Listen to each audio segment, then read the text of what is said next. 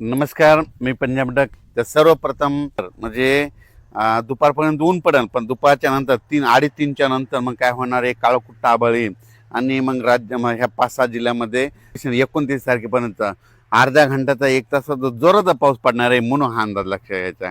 त्याच्यानंतर परत एक तुम्हाला शेतकऱ्यासाठी आनंदाची बातमी, कारण की बंगालच्या खाडीमध्ये एक कमी दाबाचा पट्टा तयार होत असल्यामुळं 29 तारखेला ते काय होणार आहे की इकडं नागपूरकडे येणार आहे. 29, 30, 31 आणि 1 तारखेच्या दरम्यान मग नागपूर, चंद्रपूर, वर्धा, भंडारा, गोंदिया, यवतमाळ, अमरावती, वाशिम, हिंगोली, अकोला, बुलढाणा, शेगाव, खामगाव, मेकर, जळगाव जामोद, जळगाव नांदुरा, जळगाव, धुळे, नंदुरबार आणि त्याच्यानंतर त्र्यंबकेश्वरकडे आणि इकडे गुजरातकडे जाणार आहे.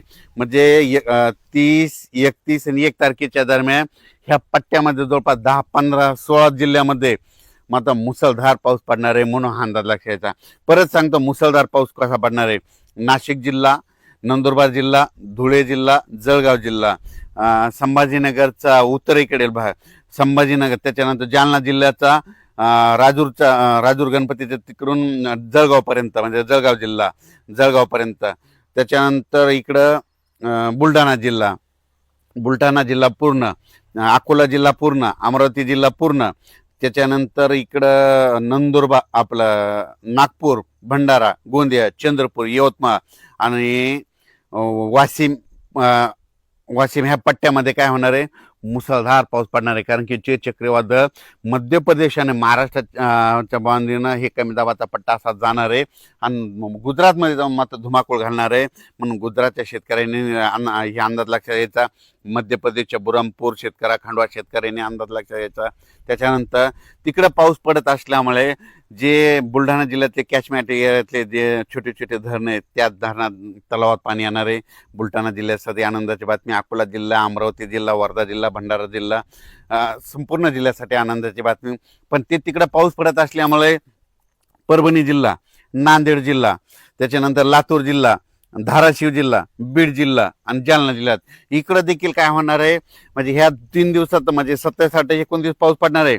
पण 30, 31 आणि 1 तारखेच्या दरम्यान परभणी, हिंगोली, नांदेड, लातूर, धाराशिव, बीड आणि संभाजीनगर जिल्ह्यात देखील जोराचा पाऊस पडणार आहे. म्हणून हे परभणी जिल्ह्यातल्या शेतकऱ्यांसाठी आनंदाची बातमी. त्याच्यामुळं अहिल्यानगर जिल्ह्याला देखील पाऊस पडणार आहे, म्हणून अहिल्यानगर जिल्ह्यासाठी आनंदाची बातमी. त्याच्यानंतर इकडं पश्चिम महाराष्ट्रामध्ये सोलापूर, सांगली, सातारा, कोल्हापूर तिकडे सरी मात्र त्या चालूच राहते आणि कोकणपट्टी घाटमध्ये आता पाऊस चालू राहील. पुण्याला देखील चालूच पाऊस राहील. त्याच्यानंतर मुंबई इगतपुरीकडे देखील चांगला पाऊस पडणार आहे. संगमनेर, अकोले पडणार आहे. उजर गणपती तिकडे देखील पाऊस पडणार आहे, म्हणून हा अंदाज लक्षात घ्यायचा. राज्यात परत आता हे नाशिककडे पुन्हा आता हे पाऊस तिकडे जात असल्यामुळं 30, 31 आणि 1 ऑगस्ट 30, 31 जुलै आणि 1 ऑगस्टच्या दरम्यान नाशिककडे उत्तर भागाकडे पाऊस पडणार आहे. म्हणजे मालेगाव, नाशिक, तिकडं त्र्यंबकेश्वर, दिंडोरी, सुरत पट्ट्यात त्या तिकडे पाऊस पडणार आहे. म्हणून परत एकदा त्या नांदूर, मधनेश्वर, गंगापूर धरणामध्ये कॅचमेंट एरियामध्ये पाऊस पडल्यामुळे पुन्हा गोदावरी नदीला पुन्हा पाण्यात आहे. मग तो नंतर काय होणार आहे, 20,000 क्युसेसनं पुन्हा काय होईल पाणी गोदावरी नदीत. म्हणजे 3 ऑगस्ट, 4 आणि 5 ऑगस्टच्या दरम्यान येणार. 20,000 क्युसेसनं जर पाणी आलं तर ते जवळपास 6 TMC वाढणार. मग 6 TMC तर आता उद्यापर्यंत हे नाथसागर 62 TMC होणार आहे. 62 आणि 6, मध्ये माझा ते अंदाज आहे 5 ऑगस्टपर्यंत हे नाथसागर 78 म्हणजे 70% जाईल अशी म्हणजे माझी अपेक्षा आहे. आणि हो, कारण की ह्या नाथसागराव परभणी जिल्हा, बीड जिल्हा, नांदेड जिल्हा, हिंगोली जिल्हा हे ताण भागवणारं धरण आहे. संभाजीनगराचा पाणी पुरवठा करणारं धरण आहे. संपूर्ण MIDCचं देखील याच्यावर चालतं. म्हणून 70% ह्या जवळ 5 ऑगस्टपर्यंत येईल, म्हणून सर्व शेतकऱ्यासाठी आनंदाची बातमी. त्यानंतर सगळ्यात महत्त्वाचं इकडं मोहोळ तालुका आहे. तिकडे आमचे मित्र आहेत सोलापूर जिल्ह्यातले. तर त्यांचा फोन आला की आमच्या मोहोळ तालुक्यामध्ये बऱ्याच गावामध्ये पाऊस नाही. मसले, चौधरी त्या बरेच भाग असे वंचित आहेत. त्या शेतकऱ्याला सांगू इच्छितो की मोहोळ तालुका, पंढरपूर, तिकडं सोलापूर जिल्ह्यामध्ये इकडं मंद्रुप त्या परिसरामध्ये चांगला पाऊस पडणार आहे. 27, 28, 29 पडणार आहे आणि 30, 31 आणि 1 ऑगस्ट ते देखील पडणार आहे. म्हणून तुमच्यासाठी आनंदाची बातमी.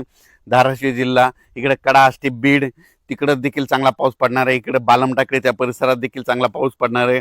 त्याच्यानंतर आतापर्यंत तुम्हाला सांगतो जे वंचित छोटे छोटे तळे आहेत तर ते देखील ह्या पावसामध्ये बऱ्याच म्हणजे आता स्पीड जोरात राहणार आहे, त्याच्यामुळे ह्या पावसात देखील ते तळे भरणार आहे.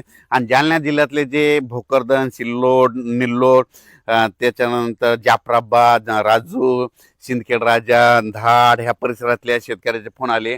इकडं सोयगाव, तिकडं मिरचीचं क्षेत्र आहे, मिरचीच्या क्षेत्रामध्ये त्यांनी काय केलं, उन्हाळ्यातलं विहिरीतलं पाणी संपूर्ण उपसा केलेला आहे. आता विहिरीला पाणी नाही, त्यांच्यासाठी सगळ्यात आनंदाची बातमी, तुमच्या इकडं आता हे उद्याचा पाऊस म्हणजे 28ला तर पडणारच आहे 29 पर्यंत, पण 30, 31 जुलै आणि 1 ऑगस्टच्या दरम्यान तुमच्या ह्या जालना जिल्ह्याच्या त्या परिसरामध्ये चांगला पाऊस पडणार आहे. छोटे छोटे ओढे नाल्याला देखील पाणी येणार आहे, म्हणून अंदाज त्यांनी लक्षात यायचा.